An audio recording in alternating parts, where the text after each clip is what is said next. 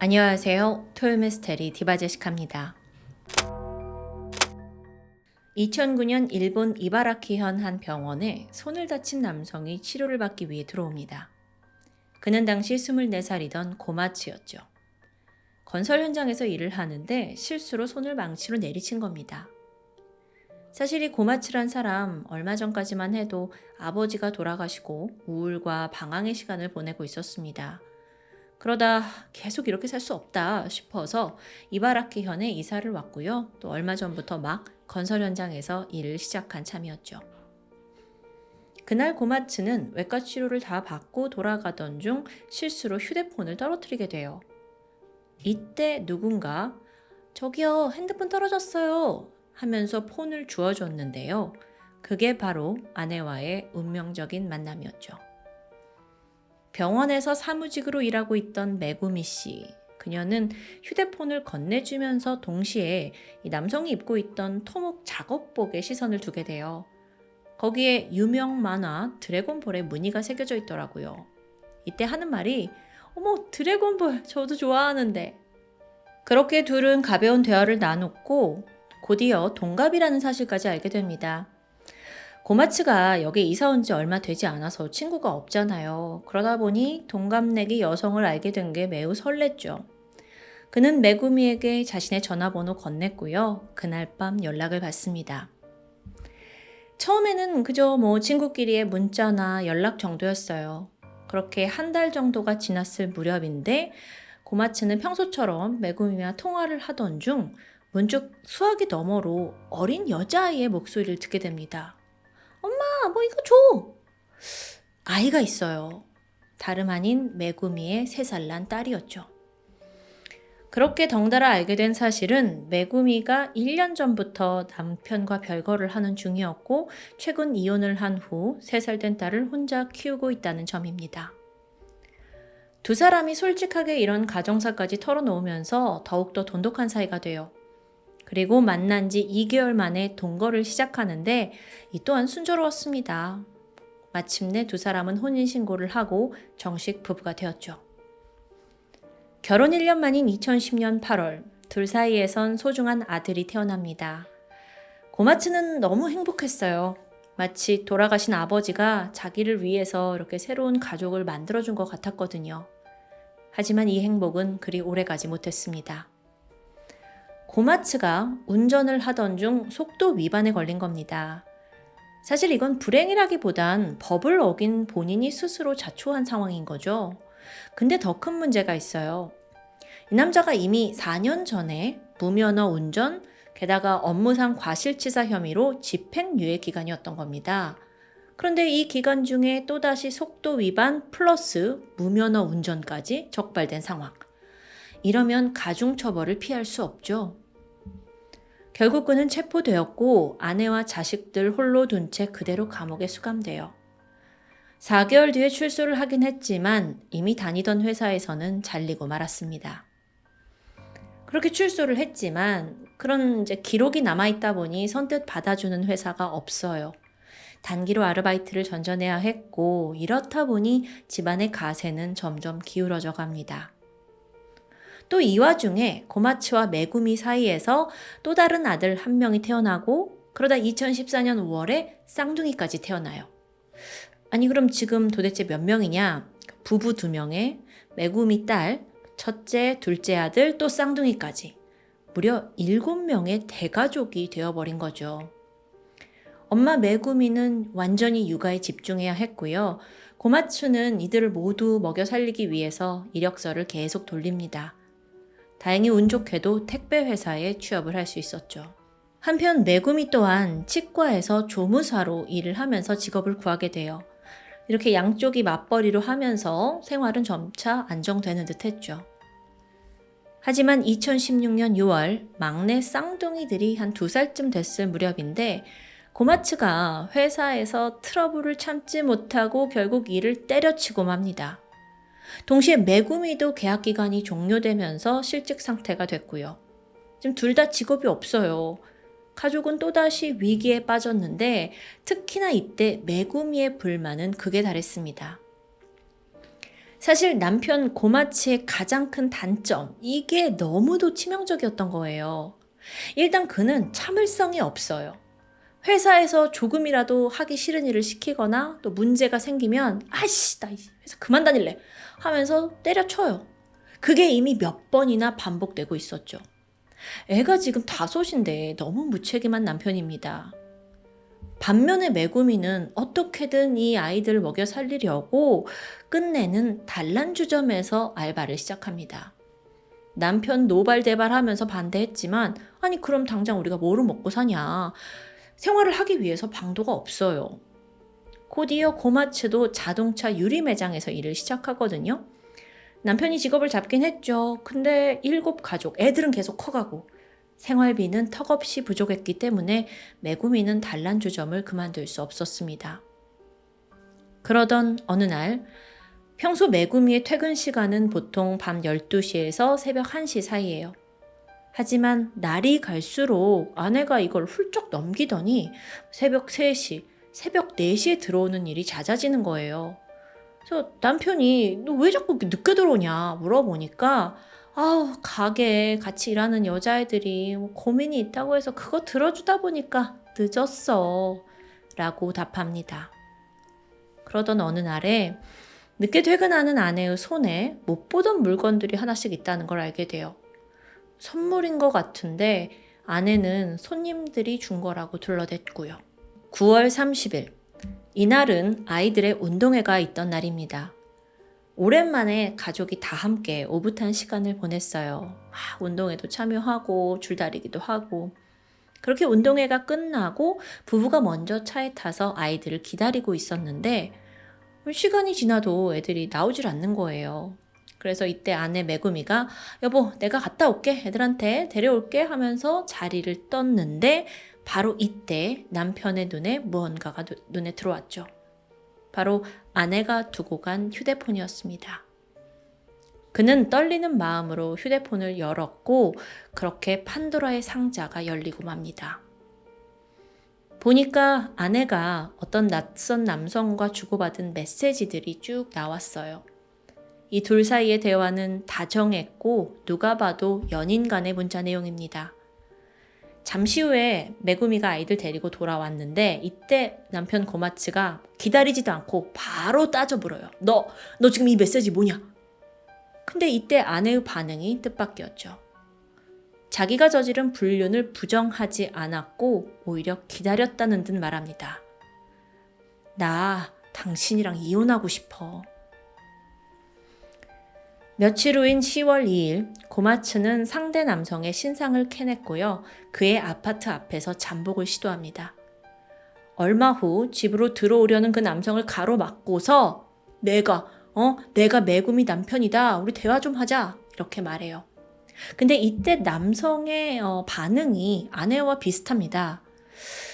저희가 아직 신체적인 관계를 가질 만큼 깊은 사이는 아니다. 근데 내가 얘기를 들어보니까 메구미가 당신과 헤어지고 싶어 하는데 이제 좀 놔줘라. 아니 자기는 이제 불륜남 혼줄 내주려고 왔는데 이 남자가 너무 당당한 거예요. 그리고 자기의 잘못을 막 치부를 들춰내고요.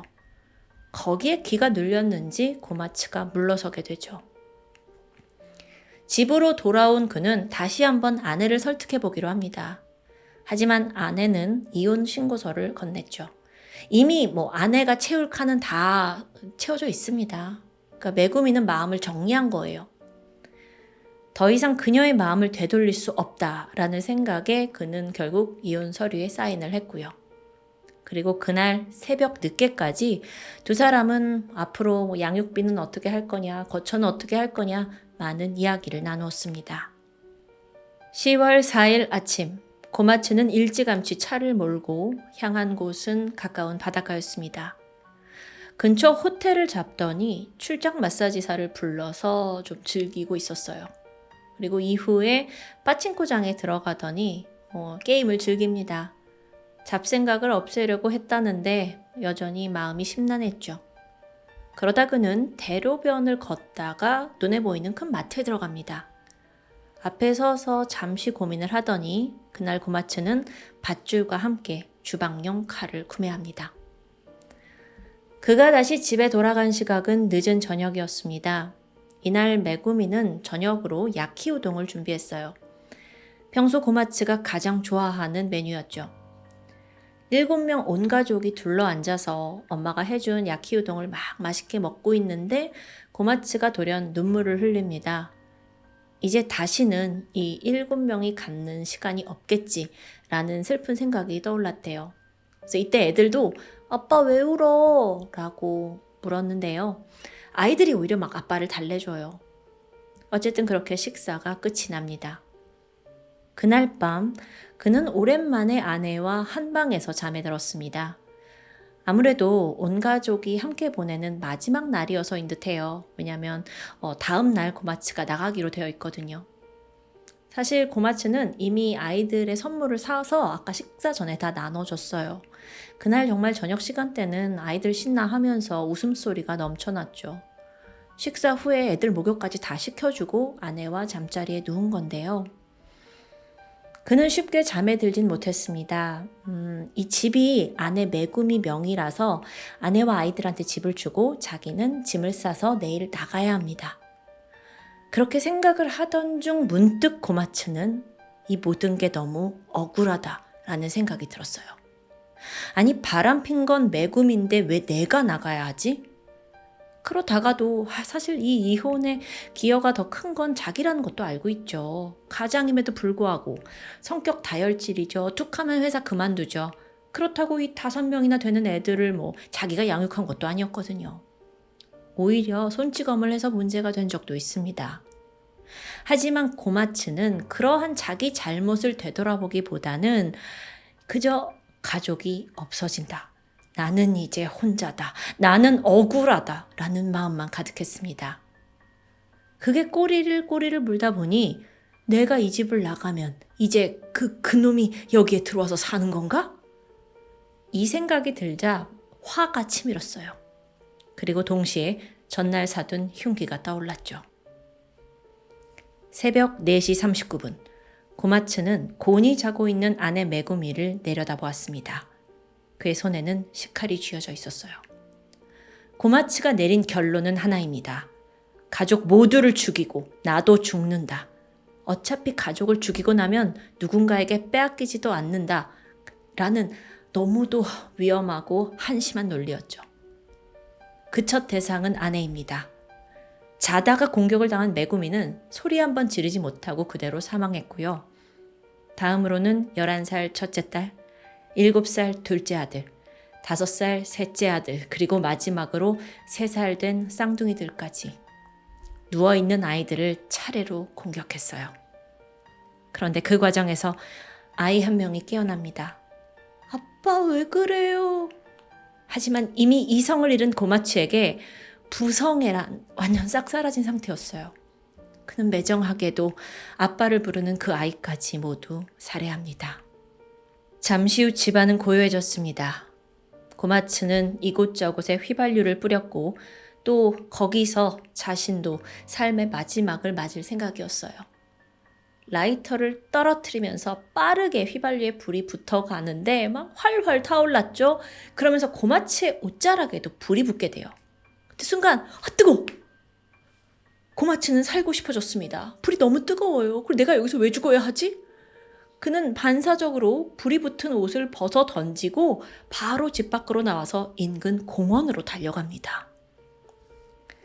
2017년 10월 6일 새벽 5시 이바라키현에 있는 이 아파트 화재 현장은 다행히도 40분 만에 불길이 잡혔습니다. 하지만 집 안에선 무려 6명의 일가족 시신이 발견됐죠. 33살의 메구미와 그녀의 5 아이들. 이들은 모두 같은 다다미방에서 일렬로 누운 채 발견되었습니다. 그나마 11살 큰딸은 희미하게 숨이 붙어 있었어요. 그래서 병원으로 이송을 했지만 1시간도 지나지 않아 숨을 거뒀죠. 경찰은 감지했습니다. 이게 단순 화재가 절대 아니에요. 일단 메구미와 큰딸, 첫째, 둘째 아들에게서 자상으로 인한 폐동맥 손상이 남아 있었거든요. 그러니까 경찰도 누군가 이 가족 살해하고 방화 저지르고 도망친 거라고 추정할 수 있었죠. 다행히 그 검거도 오래 걸리진 않았습니다. 같은 날 새벽 6시 경찰서에 한 남성이 주춤거리면서 등장해요. 옷 곳곳은 불길에 그을려 있었고 몸에 탄내가 진동했죠. 그의 정체는 33살의 고마츠 히로부미. 참사를 당한 이 일가족 중 현장에 없던 단 한 명이자 그 집의 가장입니다. 그는 자신이 일가족 6명을 모두 몰살하고 불을 질렀다고 자백했어요. 고마츠가 말하길 집에 불 내고 도주를 한 후에 뒤늦게 후회감이 몰려와서 공원에서 극단적인 선택을 하려 했었다라고 말합니다. 근데 글쎄요. 옷에 불이 붙어서 그렇게 급하게 도망친 아버지가 할 말이라서 그렇게 믿기는 좀 힘들어 보이네요. 사건이 벌어진 후 지인들에 따르면 메구미는 생전 남편의 무능력함에 대해 자주 고민을 토로했다고 합니다. 직업은 고사하고 거짓말을 반복적으로 했대요. 거기에 지치고 또 툭하면 아내 돈을 받아가서 도박을 하기도 했고요.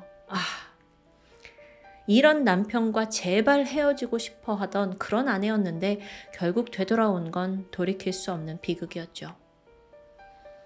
같은 해 6월 재판대에 오른 고마츠에게 자비란 없었습니다. 6명의 생명을 빼앗은 대가로 그는 사형을 선고받았죠. 그런데 또 여기서 판결에 불복합니다. 항소하는 거예요. 여기서도 죽기 싫은가 보죠?